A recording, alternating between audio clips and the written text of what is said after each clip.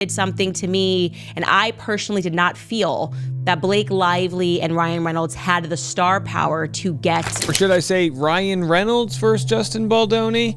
Candace Owens, the provocative political commentator. And now part 3, 4, 5, 6, and 7 of the Blake Lively, Justin Baldoni scandal. But I lied, whatever, who cares?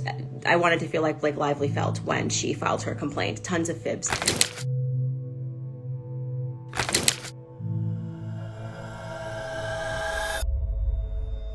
Blake Lively's fall from grace is happening faster than anyone expected, and the latest revelations might just be the final nail in the coffin. After weeks of intense legal battles, media scrutiny, and high-profile betrayals, Lively has admitted to rug pulling, a term often associated with misleading, manipulating, or abandoning people for personal gain. This bombshell admission only confirms what Justin Baldoni and others have been saying all along, that Blake has been playing a very different game behind the scenes. And now, Candace Owens has entered the conversation, bringing even more attention to Blake's questionable behavior. With her career on the line, lawsuits piling up, and former friends turning against her, it seems like Blake Lively's Hollywood empire is crumbling in real time. The flawlessly curated image she once had is being dismantled piece by piece, and there's no telling how much worse this will get. And Blake Lively immediately snapped and went, "Oh, look at your little bump." And the woman was not pregnant. She had actually, I believe, had just suffered a miscarriage or had just realized that she could not have children in the future. That just blew up. So basically, we knew that there was tension. Things did not seem right. This premiere did not go how people expected.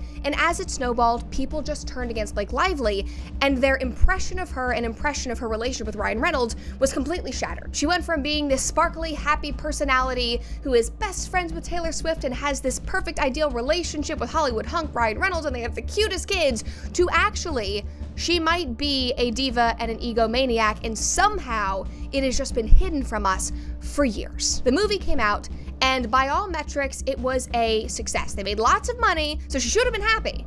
But she could not get over the fact that her reputation had been destroyed. Now, in my opinion, I think people would have moved on. One of the biggest red flags in Blake's downfall was her former best friend, Taylor Swift, who cut ties with her and Ryan Reynolds. The two had a long-standing public friendship, but now sources say Taylor feels manipulated by Blake and has decided to distance herself entirely. Fans have noticed that Taylor stopped interacting with Blake on social media, and reports suggest that Taylor believes she was used in Blake's feud with Justin Baldoni. If that's true, it would explain why she wasted no time in cutting ties once she realized what was happening behind the scenes. And I personally did not feel that Blake Lively and Ryan Reynolds had the star power to get the New York Times to risk their professional reputation to help take down Justin Baldoni. That's like global star power. That's something Kris Jenner can get done, Taylor Swift can get done, Beyonce can get done. Not Ryan Reynolds, not a Blake Lively for sure. Anyway, so today woke up, Daily Mail, huge article. And I want to tell you something first and foremost before we even discuss this article. Do not let people mistake you into thinking this is just a gossip column, okay? I've hung around some of these A-listers. I used to be friends with Kanye West. I know how this works. And let me tell you something that is well known in Hollywood is that Taylor Swift has plugs, especially at the Daily Mail, when she wants to get a narrative out. The person that works for her is this woman named Tree. And Tree is allegedly vicious. She will protect Taylor Swift's reputation by any means necessary, and they fold. Blake Lively and Swift were pictured together, was in October on a double date with Travis Kelce. And since basically Blake Lively has filed this sexual harassment complaint with the California Civil Rights Department, they have not been pictured together. So again, I'm going to tell you why I don't believe this article. First and foremost, because it is just Taylor's modus operandi to constantly say that she's being used and she doesn't know how she got here, blah, blah, blah. But there's also something that doesn't make sense, okay? What do you mean you showed up and the meeting was still going on? What does that mean? What does that? I showed up and the meeting was still going on. So what are you being victimized by? If I show up at my friend's house and there's a meeting going on and I didn't know it was still going to go on, I don't need to insert myself in that meeting. Justin Baldoni in his lawsuit stipulates that Taylor Swift peer pressured him, and she is not denying that in this article. When someone as powerful as Taylor Swift decides to walk away, it raises serious questions about what's been going on behind the scenes. If Blake was genuinely innocent, why would even her closest friends abandon her? As Blake's legal and public relations battles continue, Candace Owens has stepped into the conversation, adding a new layer to the controversy. According to a source close to Owens, Ryan Reynolds has been one of the masterminds behind the drama, allegedly fueling the conflict and pushing Blake into bad decisions. This is a significant shift in the narrative. Until now, Blake has taken the brunt of the backlash, but if Ryan was actually manipulating events behind the scenes, this scandal could drag him down just as much as it has destroyed Blake. Or should I say Ryan Reynolds versus Justin Baldoni? Candace Owens, the provocative political commentator, has released a slew of Instagram stories detailing everything going down in the world of Justin Baldoni versus Blake Lively. And the main thesis behind the Instagram stories, which I'm about to share with you, is that Ryan Reynolds may be pulling the strings behind the scenes. Now, we already knew that he was sort of with Blake Lively in the rewriting of pivotal scenes in the It Ends With Us movie. And the only thing we don't really understand quite yet is to what level are her accusations against him valid or not. And you might say, Dave, I've read the receipts. Well, she's got a harassment suit against him, paraphrasing Ryan's alleged ultimatum to WME. So it was a him, Blake Lively, and did we mention our bestie is Taylor Swift sort of situation, allegedly. The source for this is a different source that would definitely know. I would imagine having Taylor Swift as your best friend and godmother to your children certainly helps in these sort of situations. Yeah, but it doesn't mean Taylor wanted to be the sort of person that was being used here as leverage. But, either way, that's what's going on. Now, you have to remember, we covered this story, I believe it was in Rolling Stones. If Ryan has been secretly pulling the strings, could this explain why Blake's legal battle has spiraled out of control? And if Ryan truly makes the decisions, how much damage has he caused to their careers? While Ryan's alleged involvement raises eyebrows, Blake herself is responsible for the choices that led to her downfall. Insiders have revealed that her actions, legal tactics, and inability to control the narrative have entirely backfired. From public statements contradicting each other to legal moves seen as aggressive and unnecessary, she played the wrong hand too many times. Instead of staying quiet or taking accountability, she doubled down, and now she's paying the price. It has become nearly impossible for one narrative to reign supreme through mainstream and legacy media alone. Corporations no longer own our voices. They no longer own truth or our information or our evidence. Welcome back to episode 2 of The Red Cooper Show. I am so excited about this episode. Like, seriously, for the last 6 weeks, I have been watching this unfold. I have been tearing out my hair wanting to talk about the story. I have had you people DMing me, messaging me, tagging me in things, being like, Brett, just like go live and talk about this. But I know that it is a big enough story, so I wanted to do it in a proper format and make this one of the first episodes. But obviously, we must talk about part 2 and now part 3, 4, 5, 6, and 7 of the Blake Lively, Justin Baldoni scandal. But before we dive into this story, you guys know the drill. Make sure that you are subscribed to this new channel, leave a like if you enjoyed this video, and of course, hit that notification bell to stay up to date on every single new episode of The Red Cooper Show. And if you are interested in ad-free episodes and exclusive content, check out the link in the description below for my new subscriber-only platform, Cooper Confidential. Go check that out. There's lots of information in the description and on the website.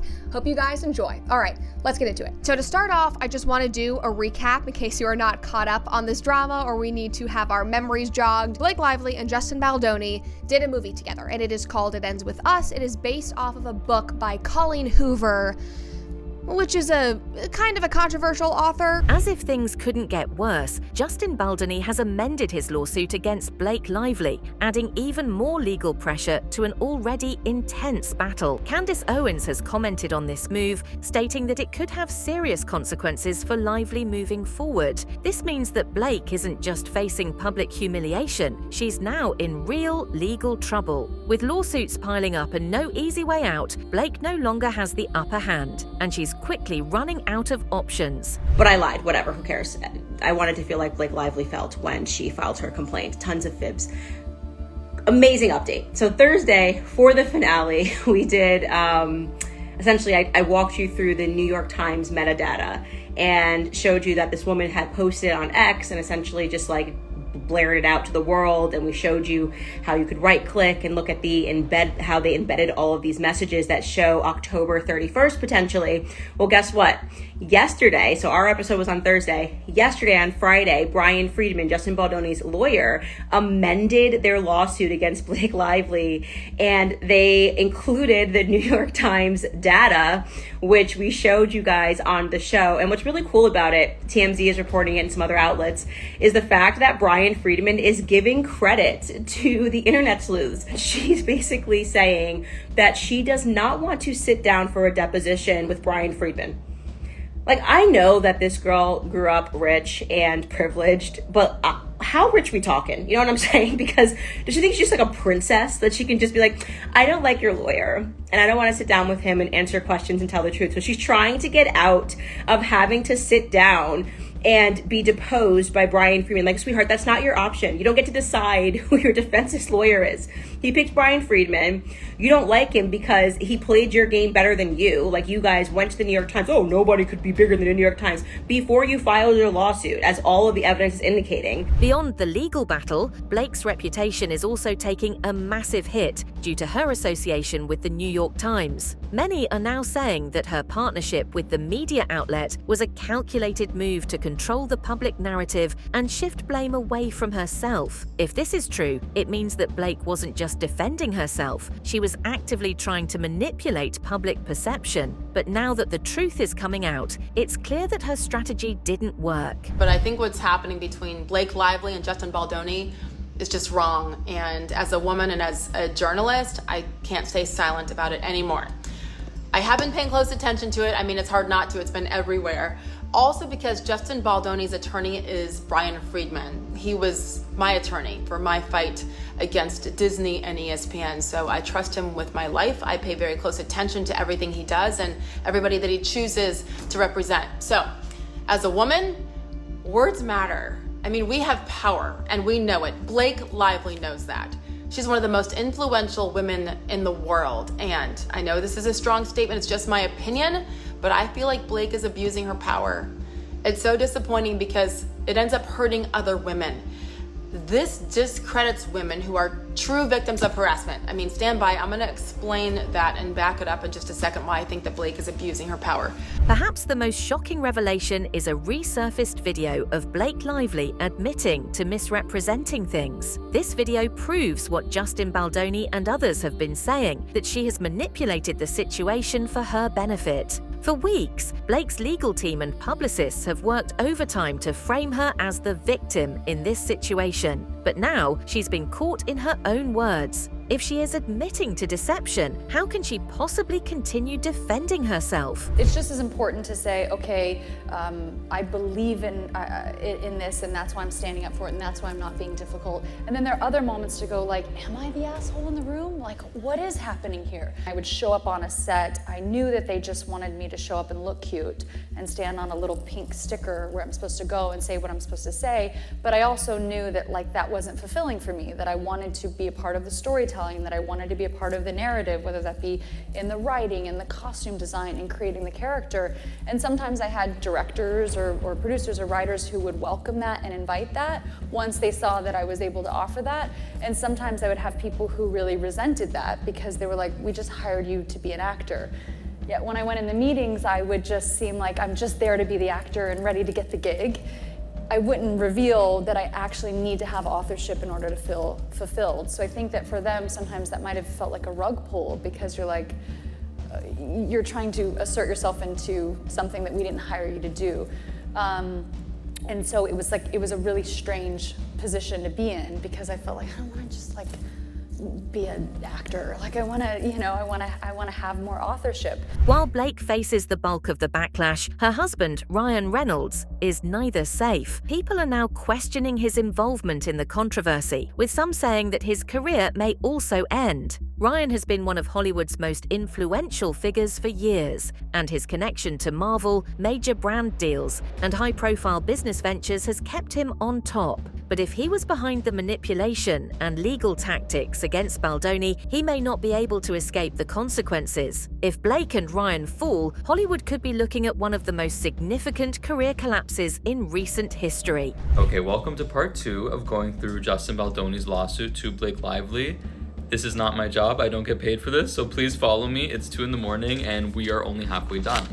So, another part about Blake Lively's lawsuit, when I read it, I was like, oh my gosh, Justin Baldoni is such a creep, is he allegedly called her hot during the scene where she was wearing a onesie. According to this lawsuit, what Baldoni actually said was he said, it will be hot, as it was 90 degrees in the small bar with no air conditioning. Lively mischaracterizes this in her complaint as Baldoni referring to her personally as hot, using the slang term. And in the footnotes of this section, it says this entire interaction was documented on camera and they have the receipts. This is yet another example that if this is true, presumably it is, and it goes to court, and they have footage of him saying it will be hot and not calling her hot, those have been some of the most beautiful moments between him and his wife. They then moved on. So Justin Baldoni was basically saying, I satisfy my wife. It seems like Ryan Reynolds doesn't satisfy his. That's just what it says, I'm sorry. She also accused Justin Baldoni about constantly bringing up porn, but apparently another instance that was caught on camera was Lively started that conversation and she said, I don't want it to look like porn, and opened up that she had never seen porn in her life. Baldoni complimented her and said that's wonderful because unfortunately he was exposed to it as a young age and developed an addiction, which is something he's discussed in his book and his podcasts. So it was actually Blake Lively allegedly that brought up that conversation to begin with. So Justin Baldoni's lawyer also disputes the claim that Blake Lively made in her complaint, where she said she felt uncomfortable that Justin Baldoni hired his friend to play the OBGYN. They state that Baldoni casting an experienced actor who happens to be a friend is no different than casting Lively's sister, who was cast because she is Lively's sister. So I didn't realize this, but they actually did hire Blake Lively's sister for this film, so she did have a role.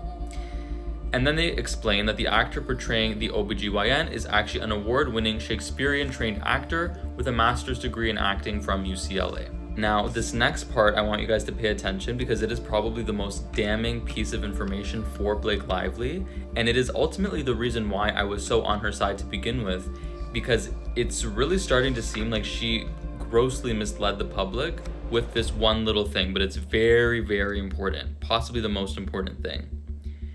It is crucial to note that the list of grievances read at the ambush meeting where Ryan Reynolds verbally assaulted Justin Baldoni allegedly was separate and apart from the 17-point return to production demands and were never presented to any of the parties present. They're giving her the dailies, they're letting her have the producer credits, they're letting her edit the movie, they're just completely bending over backwards for her because she was constantly threatening to destroy everybody's reputation and not market the film. So it definitely does a good job of lending credence to the claim that she tried to take over the film. Another piece of evidence that is very damning to Blake Lively and wasn't in the original lawsuit that Justin Baldoni filed, which is why I said I wanted to see proof of this, is they do in fact have proof that they screen tested both Justin Baldoni's version of the film as well as Blake Lively's version of the film with an audience, and they scored his significantly higher, 20% higher, rated his film as excellent versus Blake Lively's version. And significantly, the only group that it polled well with. Blake Lively's Hollywood reign is officially over, with multiple lawsuits, lost friendships, and public perception turning against her. It seems like there's no coming back from this. Her words have exposed her, her closest friends have abandoned her, and now even influential figures like Candace Owens are calling her out. What we need to understand is what actually happened. Now, the whole situation started when Blake Lively and Justin Baldoni were promoting their upcoming movie, It Ends With Us. Now, if you've been anywhere near social media, you know this project has been controversial from the start. But here's where things get interesting. During the press interviews, Blake's behavior caught everyone's attention, and not in a good way. The internet started picking up on what they perceived was uncomfortable body language, dismissive responses, and just a general lack of enthusiasm for the project. In my opinion, It was tone deaf. Now, this is where we get to mistake number 1. And trust me, this is where things get from bad to worse. Mistake number 1 was blaming Justin for the interview backlash, instead of addressing the actual concerns of the people about her behavior. They tried to shift the blame onto Justin. We all know you make mistakes, but what you do after matters. But here's what makes the Blake situation even more fascinating, and potentially even more damaging. And that brings us to mistake number 2, which honestly might even be worse than the first one, is the planted story defense. When the backlash started, and it got serious, Blake's team made what I consider to be one of the most dangerous moves in modern PR, is they claimed the controversy was a planted story. There's a famous quote that says, "It's easier to fool people than to convince them that they have been fooled." In today's media landscape, you're basically accusing journalists, fans, and social media users of being manipulated. And if there's one thing that I've learned in my years of PR management, The industry that once praised her as a rising star is now watching her crash and burn. There's nothing she can do to stop it. With legal pressure building and more people speaking out, the question isn't if Blake's career is over, it's how much worse things will get before she finally disappears from the spotlight.